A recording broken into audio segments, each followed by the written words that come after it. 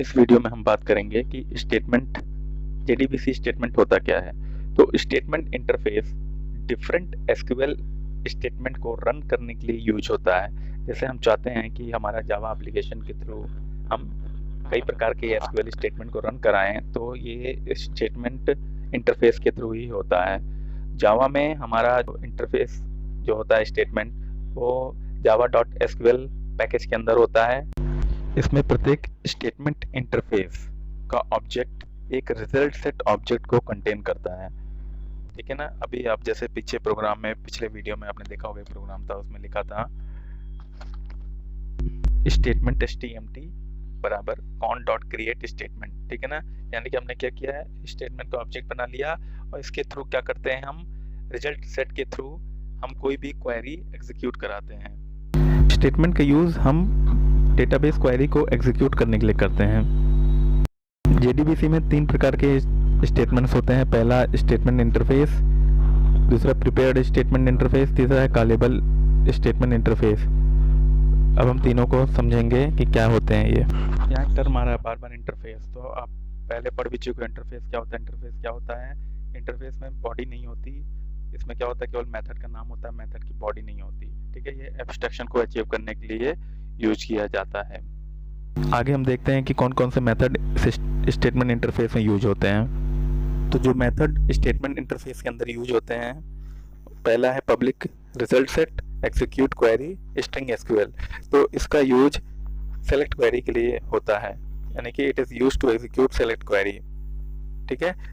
और आगे लिखा है इट रिटर्न्स रिजल्ट सेट। ठीक है। दूसरा है हमारा पब्लिक इंट एग्जीक्यूट अपडेट। नाम से पता चल रहा है अपडेट करने के लिए, तो इसका यूज होता है क्रिएट करने के लिए, ड्रॉप करने के लिए, इंसर्ट करने के लिए, अपडेट करने के लिए, डिलीट करने के लिए, एक्सेट्रा। ठीक है। तीसरा है public Boolean execute string SQL. तो इसका यूज हमको मल्टीपल रिजल्ट के लिए यूज किया जाता है। मल्टीपल रिजल्ट अगर हम प्राप्त करना हो तो हमारा पब्लिक, इसका यूज हम बहुत सारे जब कमांड से बैच आते हैं तो इसका यूज करते हैं हम। बैच ऑफ कमांड्स का मतलब एक साथ कई सारे कमांड्स आ जाएं तो उन्हें कहते हैं बैच ऑफ कमांड्स। नेक्स्ट है हमारा प्रिपेयर्ड इंटरफेस। तो देखिए नाम से लग रहा है कि आप प्रिपेयर्ड मतलब पहले से बना बनाया, तो इसको हम कह सकते हैं या प्री कंपाइल्ड वर्जन होता है एसक्यूएल स्टेटमेंट का।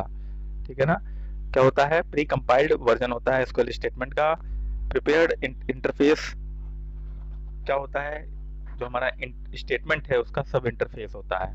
यानी कि स्टेटमेंट जो आपका इंटरफेस है उसका सब इंटरफेस क्या होता है, प्रिपेयर्ड स्टेटमेंट, यानी कि उसी का पार्ट होता है। तो उसका यूज क्या होता है, पैरामीटराइज्ड क्वेरी, यानी कि जो आप आर्गुमेंट पास करते हो उसको एग्जीक्यूट करने के लिए यूज होता है। देखिए कि इसमें एग्जांपल लिखा हुआ है string SQL equal to double quotes में insert into employ values, argument pass किया या पैरामीटर पास किया गया, 3 क्वेश्चन मार्क है। इसमें आप इनके आर्गुमेंट में देख रहे हैं क्वेश्चन मार्क, तो इसकी वैल्यू हम क्वेश्चन मार्क है जो उसको पैरामीटर कैसे पास करते हैं, इसको हम सेट मेथड के द्वारा इसके अंदर वैल्यूज पास करते हैं। प्रिपेयर्ड स्टेटमेंट का यूज क्यों करते हैं, क्योंकि सबसे बड़ा कारण है कि ये परफॉर्मेंस को इम्प्रूव करता है, परफॉर्मेंस को बढ़ा देता है। देखिए जब भी आप इंसर्ट स्टेटमेंट चलाते हो, ठीक है ना, वैल्यूज को डेटाबेस में भेजते हो, तो वो वैल्यूज जब जाती है, एसक्यूएल क्वेरी जाती है तो बार बार एग्जीक्यूट होती है।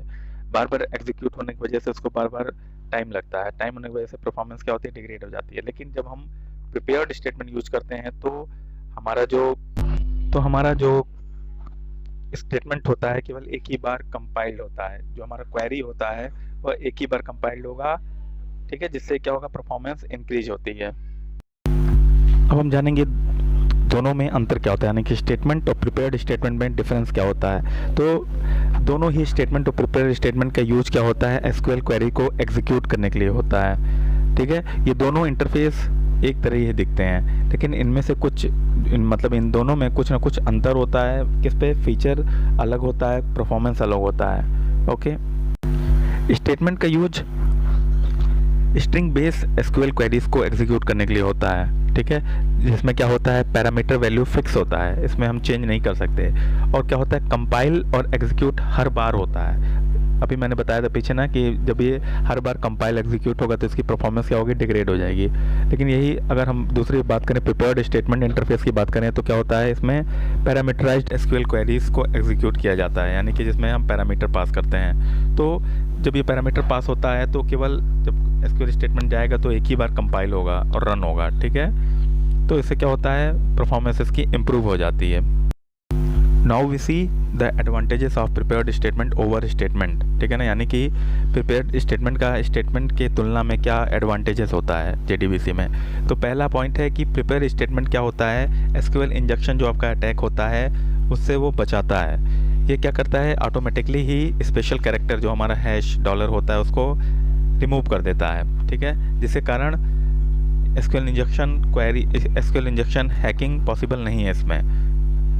दूसरा हमारा फ़ायदा ये है कि जो हमारा प्री कंपाइल इसमें जो स्टेटमेंट होता है, और क्या होता है जो कैशे में जैसे हमारा एसक्यूएल स्टेटमेंट पहले से ही सेव हो रखा है, तो क्या होता है बार बार उसको एग्जीक्यूट होने की जरूरत नहीं पड़ती। वो क्या होता है सर्च कर लेता है कैशे मेमोरी में एसक्यूएल स्टेटमेंट को, और क्या होता है जिसके कारण एग्जीक्यूशन फास्ट हो जाता है।